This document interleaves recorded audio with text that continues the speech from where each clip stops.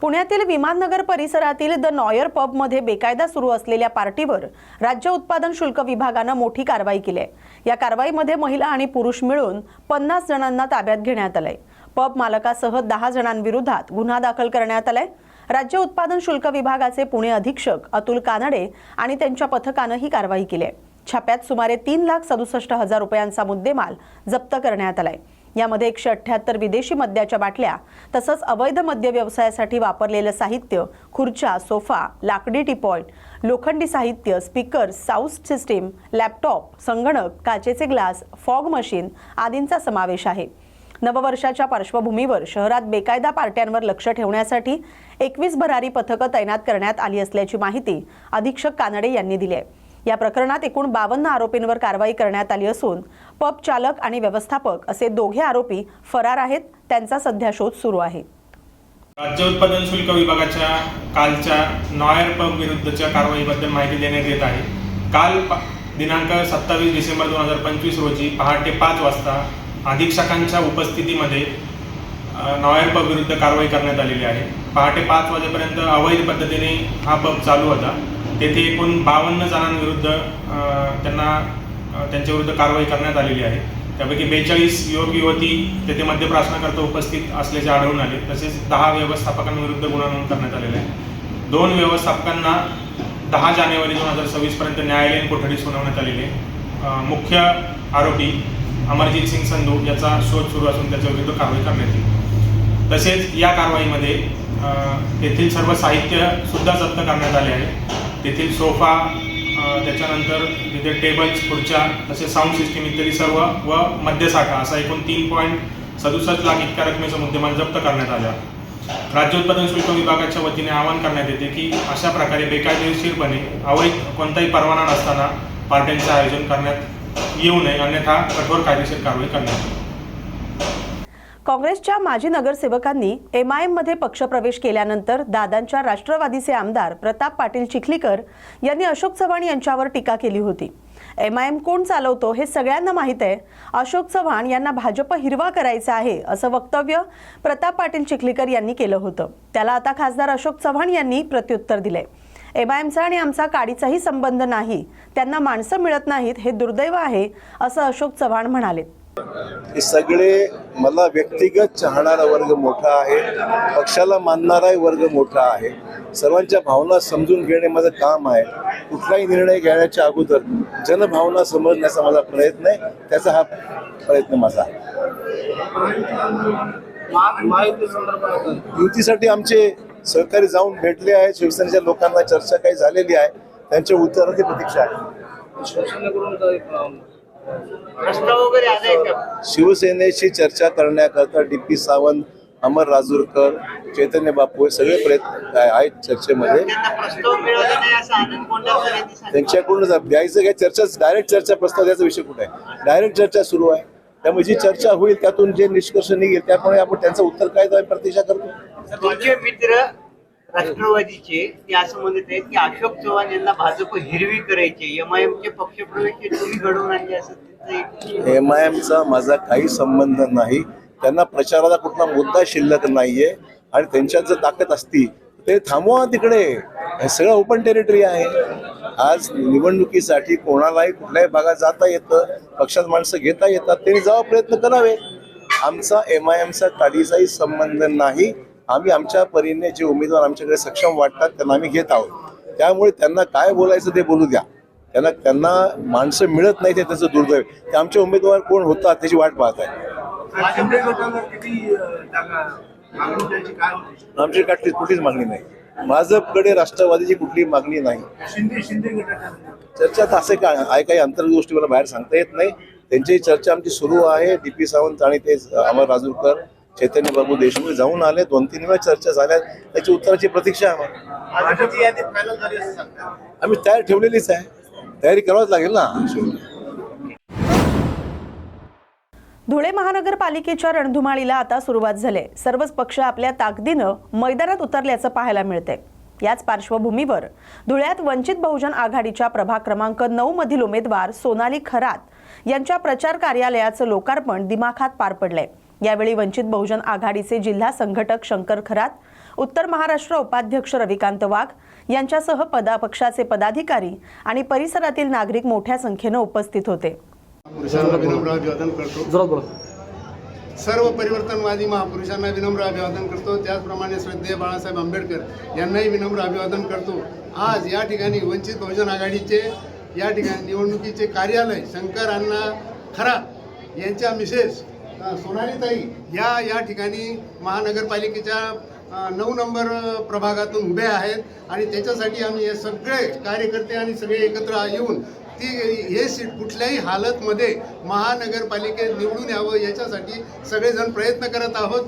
या ठिकाणी सगळ्यांना माझी विनंती आहे की वंचित बहुजन आघाडी आज संपूर्ण महाराष्ट्रात घोडदौड करत आहे. संपूर्ण महाराष्ट्रामध्ये नगरपालिकेच्या इलेक्शनमध्ये आमचे जवळजवळ 74 ते 75 नगरसेवक निवडून आलेत, 5 नगराध्यक्ष निवडून आलेत आणि हीच परंपरा आपल्याला धुळे शहरात देखील दाखवायची आहे. जास्तीत जास्त धुळे शहरातून आपल्या वंचित बहुजन आघाडीच्या उमेदवारांना मतदान करून सगळ्यांनी आम्हाला निवडून द्यावं आणि त्याप्रमाणे आणि बाळासाहेब आंबेडकरांचे हात बळकट करावं ही मी सगळ्यांना विनंती करतो. जय भीम, जय भारत. भिवंडी तालुक्यातील भिन्नार गावच्या हद्दीतील जितू कला केंद्राला आग लागल्याची घटना घडली. माघी गणेशोत्सवासाठी लाखो रुपये खर्च करून तयार केलेलं डेकोरेशन आणि साहित्य आगीत जळून खाक झालंय. डेकोरेशनसाठी आवश्यक असणाऱ्या फायबर लेझिमपासून बनवलेले देखावे आणि कपडा, die, dome welding machine, pressure machine, grinder machine, colour machine, housing gear machine असं साहित्य आगीत जळून खाक झालंय. शॉर्ट सर्किटमुळे आग लागल्याचा प्राथमिक अंदाज असून आगीमध्ये लाखो रुपयांचं साहित्य जळून खाक झालंय. घटनास्थळी भिवंडी अग्निशमन दलाची एक गाडी दाखल झाली. आगीवर नियंत्रण मिळवण्यात अग्निशमन दलाच्या जवानांना यश आलंय. वाळवा तालुक्यातील येडे निपाणी येथील परिसरात एका नारळाच्या झाडावर बिबट्या दिसलाय. नारळाच्या झाडावरून बिबट्या खाली उतरत असताना काही ग्रामस्थांना तो दिसला. यामुळे परिसरात घबराट पसरली. गेल्या महिनाभरात अनेक वेळा परिसरात बिबट्याचा वावर दिसून आलाय. ज्योतिबा खिंड परिसरात उत्तम पाटील यांच्या शेतात नारळाच्या झाडावरून बिबट्या खाली उतरताना काही लोकांना दिसला. काहींनी त्याचं चित्रीकरणही केलं. या परिसरात डोंगर आणि गर्द झाडी असल्यानं तसंच ऊस शेती असल्यानं बिबट्याचा वावर पाहायला मिळतो. तसंच काही दिवसांपूर्वी याच परिसरात रात्रीच्या वेळी काही शेतकऱ्यांना तरसही दिसून आले होते. त्यामुळे रात्रीच्या वेळी शेतात जाण्यास शेतकरी घाबरू लागलेत. येडे निपाणी परिसरात बिबट्या आणि त्याच्या पिल्लांचं सातत्यानं दर्शन होत असतं. त्यामुळे ग्रामस्थांमध्ये भीतीचं वातावरण आहे. ईश्वरपूर येथील सद्गुरू आश्रमशाळेत आज एकता आणि शिक्षणासाठी धावा हे ब्रीद घेऊन सद्गुरू मॅरेथॉन स्पर्धेचं आयोजन करण्यात आलं होतं. या मॅरेथॉन स्पर्धेला ईश्वरपूर आणि परिसरातील विद्यार्थी पालकांचा उत्स्फूर्त प्रतिसाद लाभला. जवळपास 1200 विद्यार्थ्यांनी या स्पर्धेत उत्साहानं सहभाग नोंदवला.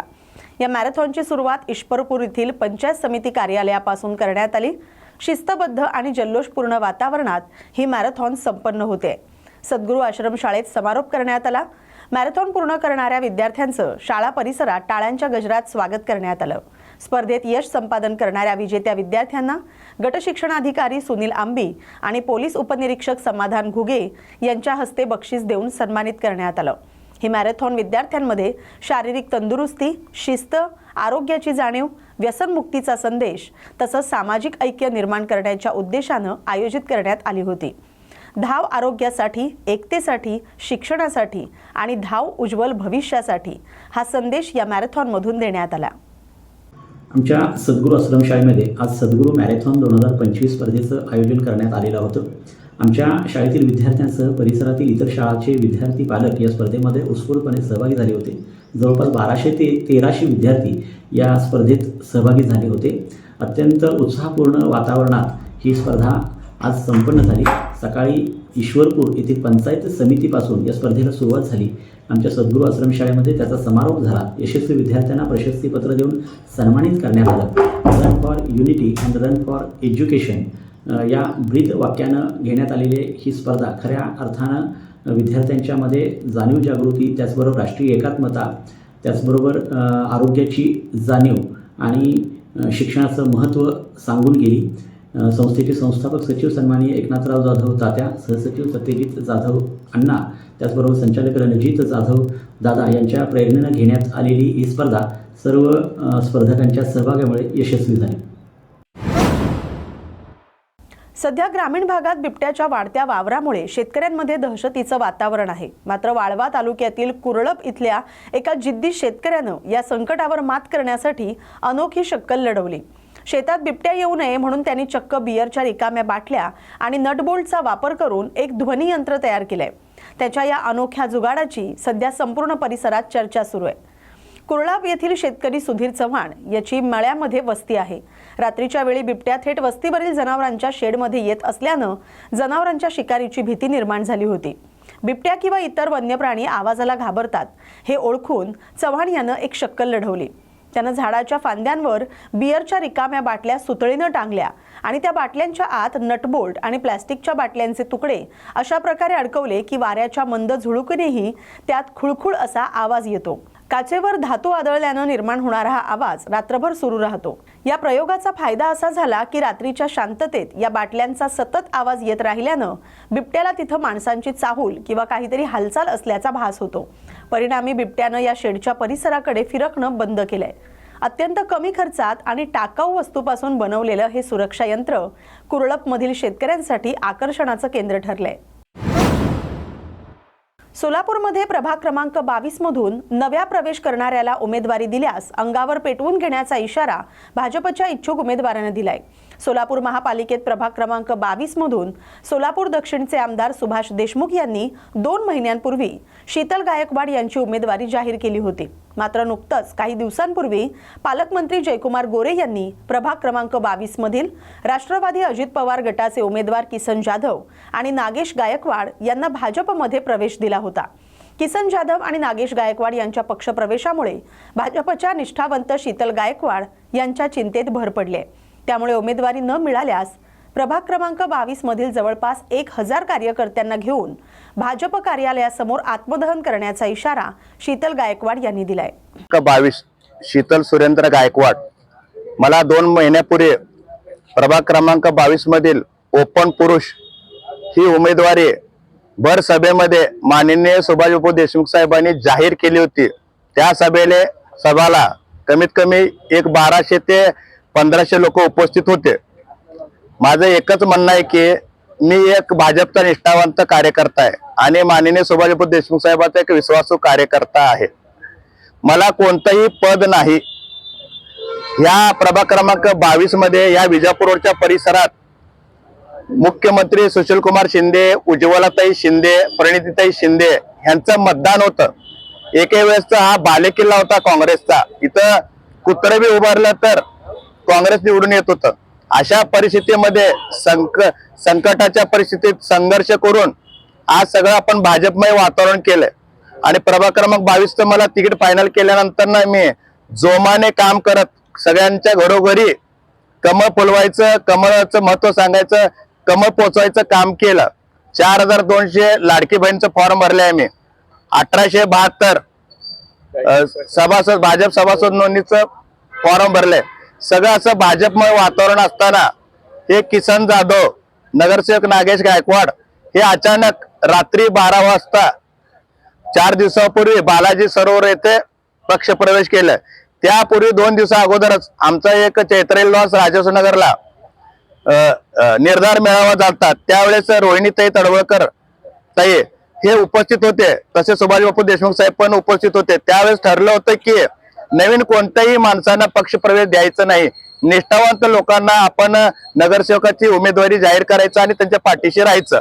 काय मागणी आहे आणि पुढची भूमिका काय असणार आहे? आमची मागणी एकच आहे. जसं बापू साहेबांनी, आमदार साहेबांनी तिकीट फायनल केलं मला भर सभेत, त्या शब्दाला मान देऊन जयकुमार गोरे साहेब पालकमंत्री, देवेंद्रदादा कोटे साहेब आणि सचिनदादा कल्याण शेट्टी साहेबांनी मला बी फॉर्म द्यावं आणि आमचे जे काय पुढचं काय करायचं आहे, काय निर्णय घ्यायचा आहे, आमचे मार्गदर्शक सुभाषबाबू देशमुख साहेब, मनीषभाई देशमुख साहेब यांच्या मार्गदर्शनाखालीच आम्ही निर्णय घेणार आणि आम्ही भाजप मुळातच सोडणार नाही.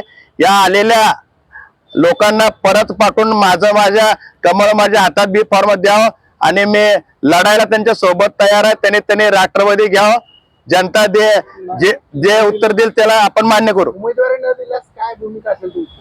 नाही, उमेदवारी 100% घेणारच. उमेदवारी देणार न देणार सगळे आमचे आमदार साहेब जे मार्गदर्शन करतील त्याच्यावर आपण ठरवणार. काय इशारा असणार आहे? पक्ष रचना इशारा काय दिला तर काय तुमची भूमिका? आता जर मला जर तिकीट नाही दिले, डावलायचा प्रयत्न केले, पक्ष कार्यालयाकडे जाऊन भाजप पक्ष कार्यालयाकडे जाऊन माझ्यासोबत 1000-1200 जे त्या दिवशी तिकीट फायनल करताना झोपडपट्टी मधले रहिवासी होते, अडाणी कार्यकर्ते होते, महिला ज्येष्ठ नागरिक लोक होते, त्यांना घेऊन रॉकेलचा डब्बा घेऊन 1000-1500 लोकांना घेऊन मी आत्मदहन करणार आहे. आणि मला तिकीट पाहिजेत. मी जर तिकीट मिळालं तर मी निवडून किंवा निवडणुकीला उभारतो. जर मला तिकीट नाही मिळालं तर मी आत्मदहन करून मरतो तिथं भाजप कार्यालयाकडे. आज आमच्या ठीक आहे. टाटा सियारा गाडीची सध्या क्रेज देशभर दिसून येते. अशातच नाताळच्या सुट्टीमुळे पंढरपूरचा विठ्ठल मंदिर परिसर हाऊसफुल असताना रस्ता अडवून सियारा गाडीचं स्वागत समारंभ करण्यात आलाय. मंदिर परिसरातच या गाडीची पूजाही करण्यात आली. टाटा कंपनीच्या शोरूम व्यवस्थापकांकडून मंदिर परिसरात सियाराचं लॉन्चिंग करण्याचा अट्टाहास करण्यात आलाय. याकडे वाहतूक विभाग आणि पोलिसांनी पुरतं दुर्लक्ष केलंय. यामुळे पंढरपूरमध्ये आलेल्या लाखो भाविकांना गर्दीचा सामना करावा लागला.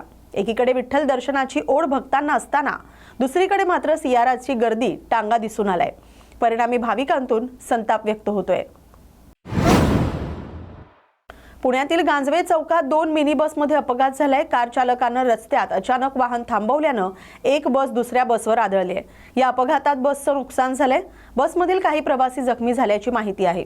या घटनेनंतर प्रवासी आणि कार चालकामध्ये बाचाबाची देखील झाले. अपघातामुळे वाहतुकीला अडथळा निर्माण झाला होता.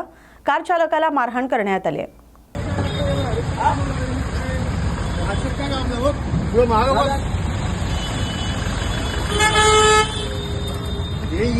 आपली गाडी ओढतात का? कोण ओढली गाडी? बघा गाडी बघा, पुढे गाडी